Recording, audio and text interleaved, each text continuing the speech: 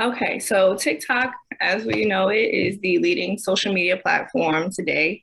With a billion worldwide users and mass media reach, it has become the perfect marketing tool for influencers, brands, and most importantly, or most impactfully, musicians. So we're just going to be giving you a very brief lens into the impact that it does have on that TikTok and challenges have on music artists. And before that, we're going to go a little bit more into TikTok virality as a whole. Like, what are some of the factors that determine whether or not a post will go viral? So that includes hashtags, user engagement, both on both ends as the audience and the poster, current and established trends, content quality, and also the internal TikTok promo parameters. One thing that drove our curiosity into further researching this is just the benefits to the industry. As we know, we've seen major artists and even underground artists blow up after TikTok viral, after it went viral. Major benefits for artists using TikTok to leverage their exposure is increased exposure to new audiences, especially of younger age groups, introduction to artists remaining discography, record deals, features, increased royalties and chart opportunities, and also increased traffic to and on other platforms such as Facebook, Instagram, and Twitter. We selected 5 major case studies for our review and analysis of data. They are Doja Cat, Olivia Rodrigo, international artist CK, Walker Hayes, who went viral and got a brand deal with Applebee's, and the iconic British rock group Fleetwood Mac. Okay, so Doja Cat, who we all know, and I would imagine y'all love, she always has a viral song on TikTok, so this is her thing. But I chose Streets. That song was released in November 2019, and the challenge dropped in January 14th of 2020. And that challenge alone got 217 million views. And before then, her Spotify monthly streamers were only about 6.5 million. And afterwards, they went up to 15 million, and I'm sure much higher now. The second case study was Walker Hayes, who is a country music artist. His song released, Fancy Like, was in August of 2020, and then the challenge on TikTok dropped on June of 2021, which raised about 8.5 million views. And then before Spotify monthly listeners, there was 1.6 million, and then after the trend, it got raised up to 7.1. And our third case study is a high school musical alum, Olivia Rodrigo, with her challenge for driver's license for song. Due to the driver's license challenge, she went up about more than 30 million monthly Spotify listeners. And our fourth case study is actually the 1960s British rock band Fleetwood Mac and their resurgence of the hit song Dreams. And that went viral after an afternoon skateboard ride from a TikTok user, resulting in 36 million streams. The last case study is CK. And if I could just see the bottom of that. He is a Nigerian singer-songwriter. And he originally released his song Love Wantintin in 2019. The song was re-released onto TikTok as a remix from a DJ Yo. This remix led to a dance challenge commencing, and then this led to 15 billion streams of the sound on TikTok. And there was this also garnered streams for his Spotify monthly listeners as well. Yeah, and that is CK. So unfortunately, we're running out of time, but we did want to show you, of course, the 2 videos. So we're actually going to skip past these.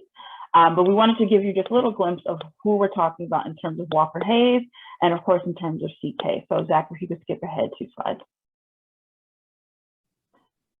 And this is just a visual just showing you the impacts, again, of these challenges and just the percentage increase just because of that exposure, with CK having the most impressive increase with almost 4,000%.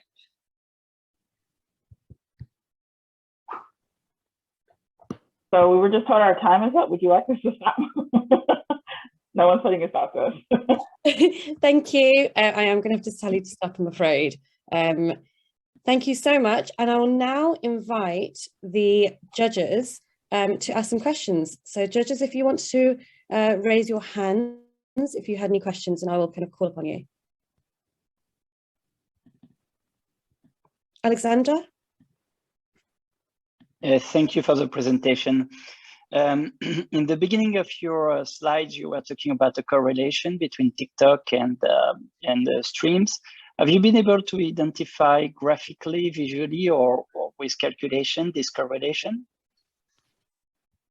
So you mean just the correlation of where I mentioned like the hashtags and just different? No, we weren't able to graphically research it, but I can expand in a sense where a lot of songs are attractive. Well, I'll say the audience is often attracted based on different BPMs of the song, the quotability of it. Like there's a lot of different factors, but we weren't able to put it together graphically.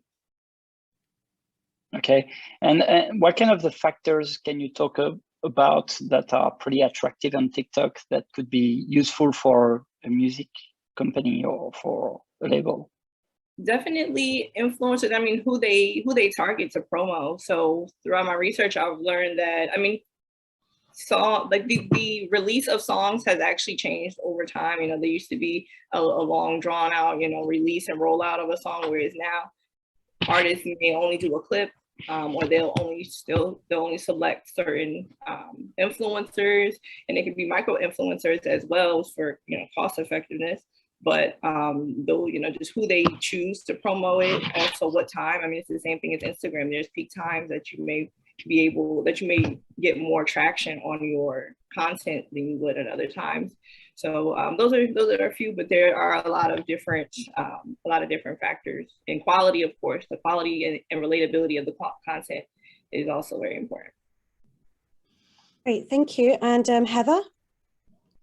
Yeah, great job, first of all, guys. I would love to have seen the rest of it, but two questions. One is, I know you talked a little bit about just when the challenge dropped. Did you guys find any correlation of success or percentage exponentially increasing if the challenge dropped closer to the release date or further? And then the second question that I had was, well, I'll let you guys into the first, see if we got time for the second. So I can address that question. I think it didn't really matter how far or how long between the release date and when the challenge dropped. We see in the 5 case studies, it really differs, but I can talk about CK. Originally, he released his song in 2019 and it didn't become viral on TikTok till 2021. And we should also note there was a remix that was posted as a sound on TikTok, which was slightly different. It was a little bit slowed down, but there was more percussion in it, which made it more danceable, like it added to the danceability of it. So that could have been a factor as to, with the dance trend on TikTok, as to why even after, and it wasn't that sound wasn't on TikTok prior to that was released, but I think there are other factors that are involved, and it doesn't really matter how long ago from the initial release date the trend started getting more popular on TikTok or went viral on TikTok. Walker Hayes is the exact same kind of story here, where it was released kind of early in the years, and then through 2021 it kind of blew up because of the trend when he went dancing with his daughter, and then that really skyrocketed his song and then who he was as an artist, actually. Great, and Alex? Thank you. Yeah, great job, guys. I wanted to know if there were any specific countries or markets that the viral impact had the biggest impact on, essentially, when it came to streaming platforms. We definitely noticed. Oh, sorry. Go ahead, Kayla. No, I was saying that was a good question. Continue.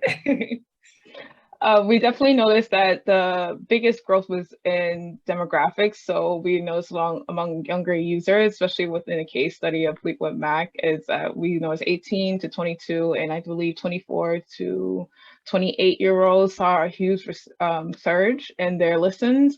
I think as well as CK became more of a mainstream pop artist, I think we were confused about. So that was a really interesting observation we learned from our data. in our research. Cool. Amazing. And were there any? Sorry. Sorry. I was just going to say, and were there any countries in particular, did you say, that you could find that seem to have a bigger uptick than others? Debbie, I don't know if we reviewed with CK. With CK, and I would have to look back at that, but I saw internationally, I think it was in France, in the Netherlands, and in the UK. He went on to be nominated for a Brit Award for Best International Song. So that's kind of some of the data I found on that. But yes, there are some interesting things to do with like what cities and what countries he may have, a certain song may have done well in.